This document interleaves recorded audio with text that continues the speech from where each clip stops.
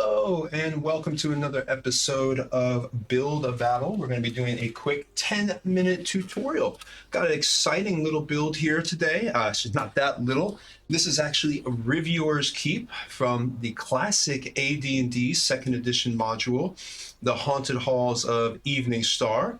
I was working on this a few weeks ago, and I've decided to go ahead and got to the tutorial for you. So let me go ahead and start. We'll jump right into it. Give you a quick little background. This keep was originally built for Rivior, the bandit king, by the dwarves. And he actually built it before he built the Haunted Hall, which is what this area near Evening Star is most famous for. He, of course, died about 200 years ago. And right now, up until then, this keep has become infested with all types of nasty undead and everything else. One of the things that I love to do as a dungeon master is when I'm building these things is, even when I do a module, I always add a little bit of extra, my own spin on it to really just try to make it unique. I add a little bit more side quests and everything else so they really feel like they have a complete sandbox, kind of like, you know, Grand Theft Auto or Skyrim or something like that, where they don't feel as if they have to do the main thing. They have plenty of other things they could explore, like the city, wilderness quests, all types of things like that. And of course, that doesn't count organic quests. Now, this was built mostly with all Dwarven Forge. I do have some WizKid stuff in here. Basically, what I use the WizKid stuff for is a lot of decorations, their dungeon dressing, things like that, like their castle dressings, all that kind of stuff.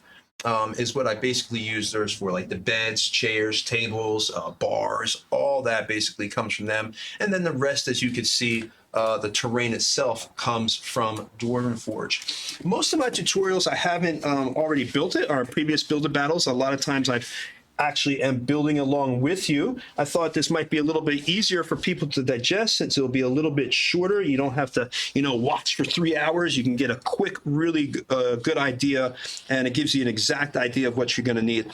To start, you will need, for the base of the actual structure, you're going to need some Dwarven Forge forest stuff. I got mine from the Wildlands Kickstarter, but you can go in there and check it out. And then for the front of it, to give you a simulation of a river here, a little bit of water in front, you're going to need their banks, their wilderness banks, transition banks that go right here, and they'll go in front. And what that will do is give you a nice little cool design up here that makes it look a little bit more organic rather than just these straight edges. All this stuff isn't a must. Like, you don't have to have the escarpments. You could just go ahead and build it on here if you want. But if you're really looking to replicate what I've done, you're going to need a few of those things. So starting from the top, the dressing that I use, the basic stuff from Wilderness. Again, this is some Dwarven Forge trees, as you can see right here, another one right here, and another one right here. You can all buy those on their website. Of course, you can get that individually. So if you just want to buy a few trees, or you could just buy the whole thing and get you like buy Dread Hollow, or again, buy Wildlands, the wild wilderness part of that Kickstarter that is now live on their website. So again, I used all that to create the natural surroundings that you see here.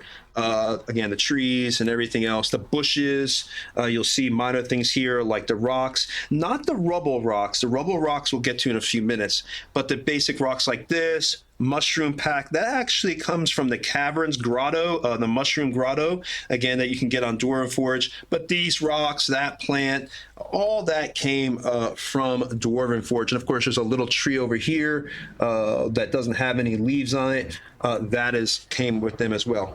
Now, the mountain part, because this keep calls in the module, they say it's built into like the side of like a sheer cliff, kind of like Helm's Deep. So for that, to replicate that, you're going to need to go ahead and get the Erenthor Mountains pack, and that's a really great thing. I suggest you get that with a combination of their new Wyverstone Peak stuff that came out with Wildlands, because you can use the Wyverstone Peak stuff for the base right here, nice long big bases that you'll get with the escarpments. And then what you're going to need, you're also going to need to purchase a good deal of these. I'll show you right here. Some elevation blocks. Hope it doesn't fall down. These elevation blocks, you're probably going to need to buy about 30 or 40 of them. And what that will do is make it where you can stack upon stack.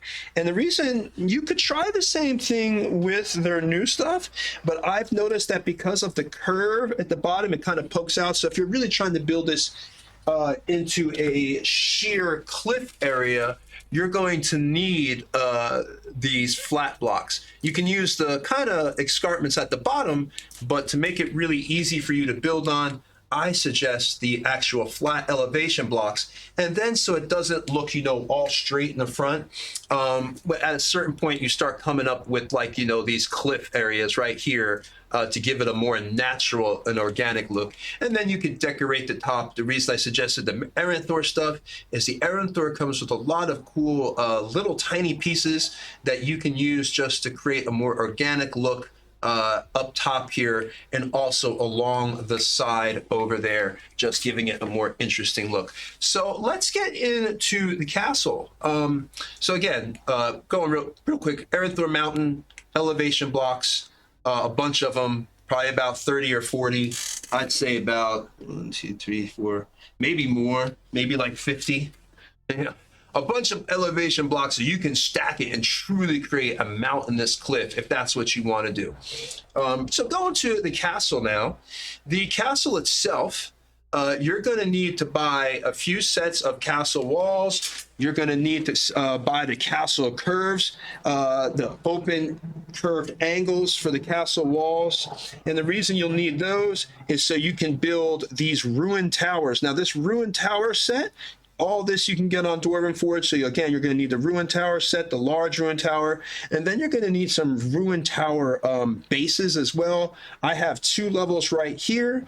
Again, you could buy those to give you a little bit so you can see it from here. Again, these are the 2 lower levels, and then you've got the ruined part right here. And that the ruined stuff, the ruined tower will come with all these pieces, actually a little bit more than that. So if you wanted to create more than one, you could do that. I really highly suggest it. It's a great investment. Really gives you a really good look when you're trying to create that ruined, as you see, ruined castle area, or just maybe a ruined wizard's tower out in the middle of nowhere. It really gives that ambiance, that flavor, that spice that you're really looking to add to your Dungeons and Dragons games. And of course, then you got the ruined wall pack. I have 2 ruined wall packs. So you have one here, kind of just slightly broken, and then one here fully broken. So just giving a little bit of, again, more flavor, a little bit different. So you don't have 2 of the same looking type of ruined things. It's like, okay, one part's a little bit more disrepair, or maybe someone broke into this keep at one time. Because of course, Rivior was beat, I believe, by Iranithor. She tempted him out of the Haunted Halls with a false food caravan and slaughtered him and his constituents to the last man. So yeah, you've got the ruined walls here. So you've got more wall packs. You're also going to need some crenellations. All that you see here, crenellation corners, castle crenellations here, and then a curved crenellations here. Again, you can buy all that on Dwarven Forge. You might be able to find these little things on eBay. So if you were looking for, or Amazon, looking for just individual pieces one at a time, if you just need a little bit, you might be able to find that. But again, I highly suggest getting it from the site Dwarven Forge because their customer service is bar none. If something comes to you broken or not looking right, they will send you another thing instantly, man. They are awesome customer service. Thank God for Chuck. Thank you, Chuck, and all the other customer service reps. All right, so you've got the ruined walls, and then of course you've got the initial gate right here. This is not the Barbican gate. This is just the gatehouse gate that you can get from Dwarven Forge. It also comes, as you can see, with the portcullis, as well as a drawbridge. And you can get if you get the larger version, you can get it where the drawbridge actually works and goes up and down. So again, then you've got up here a small tower. This would actually be considered the, I think the 4-inch tower. That's, I think they call it on their site. So you're probably gonna need about 2 of those to get this 4-inch tower, and then the round crenellations, but I believe that comes with the tower. I'm 99% sure. In fact, I know it does. So all that will come with the tower right there, and you'll get all this. And then again, you're going to need to have those 2 open corners, though, to be able to put the the large one here and the small tower here right into your build. You have to make sure you have those special corners when you're on their website. They sell two types of corners. They sell one that doesn't have the cutout, and then they sell one that's just the actual cutout where you can insert like the opening right here to put your all your types of towers, and it fits large towers, round tower, large, small, 8-inch or 4-inch towers, and it also fits the square towers as well. So if you want to do a square tower kind of connected to a corner of a wall that was built up, that option would be available to you as well.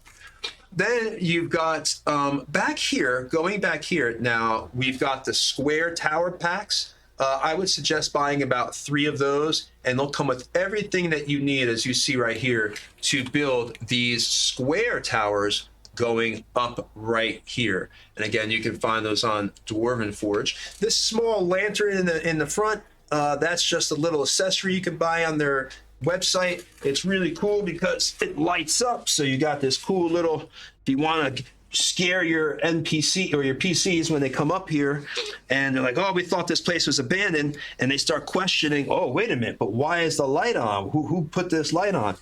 Who knows? Just a little bit of extra sauce for the goose that you can put. Now on the inside, again, you have the 3 stone towers right here, or square towers that you can get, but I also have the ruined stone here that you can purchase, the ruined stone houses that you can see right there. You'll find it next to the ruined Tudor homes as well. And these are a really great investment because you can use these for all sorts of things. Besides ruined, that's my phone, I'm sorry. Besides using them, obviously I'm using this one in here for an armory, then this one is the stables, and then this one over here was the weaponsmith. So what's really great is you get this really unique look of the ruined stuff, so the players, and you throw it, like I said, you put the WizKids stuff in here that gives them an idea of what it was. I've got the WizKids weapon rack here. I've got the WizKids horse kind of like stall thing here. And then I've got, actually for this thing, over here, the weaponsmith, it called for like an actual anvil was the only thing left. So I have the anvil from Dwarven Forge right in there. So that would be about it. Then you've got various decorations on the interior. Again, with the ruined stone houses that you can buy here, you're going to need to buy about 3 of those. They come, I believe, 1 per pack. See, but you need to buy about 3. And then you also get these really cool ruined stone walls right here, which give another cool look when your PCs and your players are looking at it.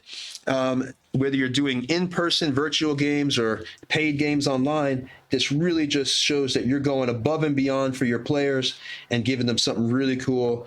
They've actually got breaks in the stone. And what's really cool, another great thing you could do is, if the players decide they want this place as a stronghold or something like that, they might have to clear it out. And maybe while they're staying there one night, maybe they're unaware that there was something under the ground and it comes up and attacks. And now they have to deal with trying to defend this place, even though it's ruined. Maybe those things start coming through the walls, the ruined walls over here inside the square towers, and, you know, causing problems as the PCs are making their stand here on the top of the keep. And maybe pouring hot stuff down or shooting the crossbows at them. All types of opportunities for really cool and exciting adventures in this build. So this is Riviors Keep. This was a 10-minute tutorial.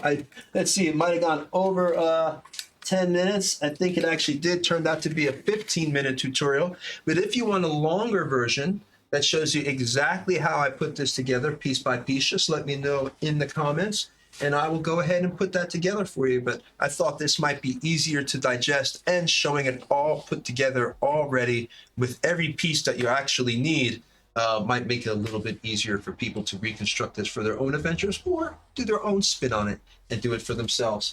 I want to thank you for watching. Please like and subscribe down if you can. Every little bit helps. Thank you so much. Have a great day and happy gaming.